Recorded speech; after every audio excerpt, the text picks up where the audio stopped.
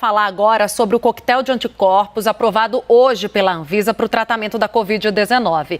Se trata de um combinado de 2 remédios experimentais desenvolvidos pela farmacêutica Rocher, que já é usado lá nos Estados Unidos, a gente informou aqui, em pacientes com mais de 12 anos de idade que não necessitam de suplementação de oxigênio, ou seja, em casos mais leves da doença. E agora a gente conversa com o gerente-geral de medicamentos da Anvisa, o Gustavo Mendes. Gustavo, boa tarde, bem-vindo ao 360. Eu já vou pedir para você explicar sobre como é feito esse coquetel, né, com a soma desses 2 medicamentos, que são produzidos a partir de anticorpos monoclonais. O que você pode explicar para a gente? O que isso significa para a gente entender direitinho e até também entender por que ele é direcionado apenas a casos leves e o que está sendo investigado a partir daqui, Gustavo?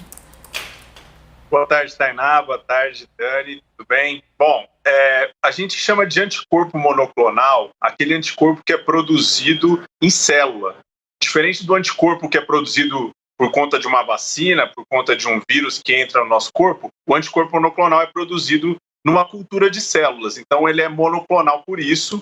E a ideia desse medicamento é inserir esses anticorpos em pacientes que estão no início da fase da doença, então até 10 dias do início dos sintomas, se administra esse conjunto de anticorpos, são 2 anticorpos. Esses anticorpos impedem o vírus de entrar na célula e se propagar, e aí por isso que se tem uma redução de em torno de 70% das hospitalizações e das mortes. Então a ideia é justamente prevenir hospitalização.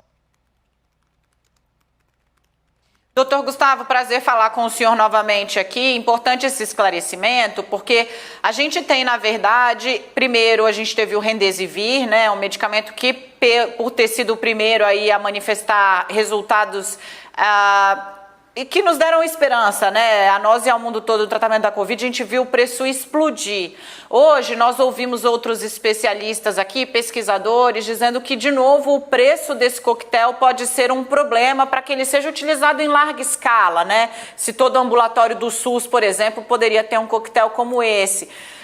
O senhor tem uma estimativa, primeiro, de preço e se existem projetos semelhantes sob análise na Anvisa, que tem demonstrado aí resultados promissores? Claro, não quero nem que o senhor diga nome nem nada, mas apenas para a gente saber se novas pesquisas já estão no radar da Anvisa e podem nos trazer aí uma oferta maior de medicamentos.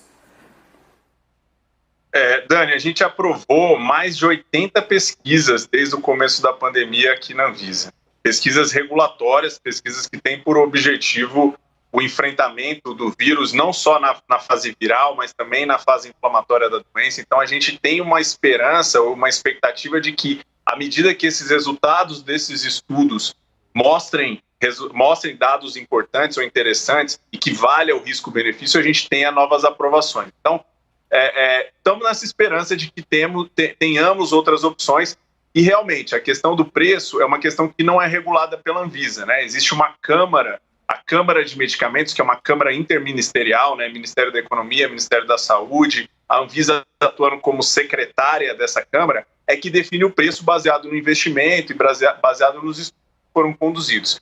Então, é mais uma alternativa, sim, para o enfrentamento, é uma alternativa diferente do Remdesivir, porque atinge ou começa a ser administrado em dose única nos pacientes já no começo do diagnóstico, né? Então, mas essa questão do preço e do acesso é um desafio que tem que ser superado.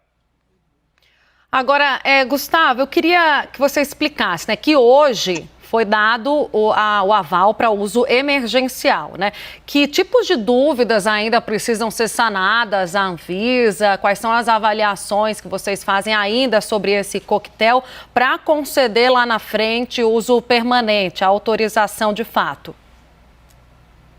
Pois é importante esclarecer, e até retomando um pouco da sua pergunta no primeiro bloco, Tainá, ainda tem estudos em andamento com essa associação de anticorpos, né? A gente ainda tem estudo, por exemplo, para profilaxia da infecção, a gente tem estudos para populações especiais, então está em andamento uma série de estudos, inclusive os estudos que embasaram esse resultado da decisão que a gente tomou hoje. Ainda está em andamento e ainda precisa de um acompanhamento, porque a gente, ao longo de todo esse tempo, precisa saber se o risco compensa o benefício. O que a gente tem hoje é que o risco desse produto é muito baixo, não tivemos nenhum caso grave de eventos adversos relatado, então a gente acredita que tem um perfil de segurança bom, mas esses estudos ainda precisam ser concluídos. Isso na parte de segurança e eficácia, mas a gente ainda tem aspectos de qualidade que precisam ser melhor desenvolvidos. Por exemplo, a gente determinou um prazo de validade de 12 meses para esse coquetel. Só que os estudos que embasam a validade ainda são estudos muito preliminares. Pode ser que a gente tenha uma validade maior até, e a empresa vai precisar concluir esses estudos para poder submeter o registro. Além disso, algumas alterações em bula, algumas alterações no processo de fabricação, que para o produto que vem para o Brasil, tudo isso faz parte do que a gente espera que venha para efetivamente a gente conceder o registro desse anticorpo.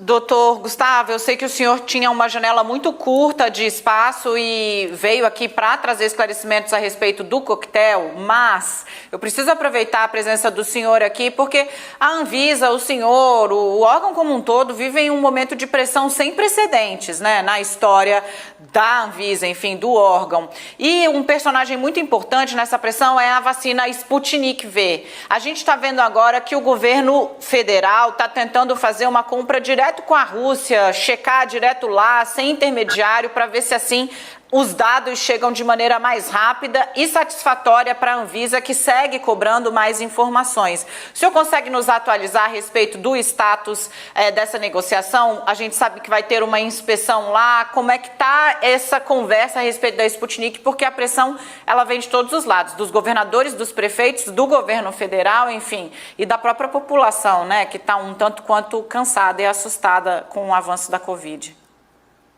Pois é, todos estamos, e nós aqui da Anvisa estamos trabalhando dia e noite para que qualquer vacina ou qualquer medicamento que tenha apresentado todos os dados que mostre segurança, qualidade e eficácia seja o quanto antes disponibilizada para a população. Então essa é a mensagem inicial que eu queria passar. No que diz respeito à Sputnik, temos uma equipe lá que está inspecionando, então a inspeção começou no final da semana passada, ainda estão na fase, estamos aguardando maiores manifestações da equipe, a inspeção tem acontecido de maneira positiva e da nossa parte aqui, que estamos, os especialistas que estão avaliando, nós emitimos exigências, ou seja, o que seriam exigências?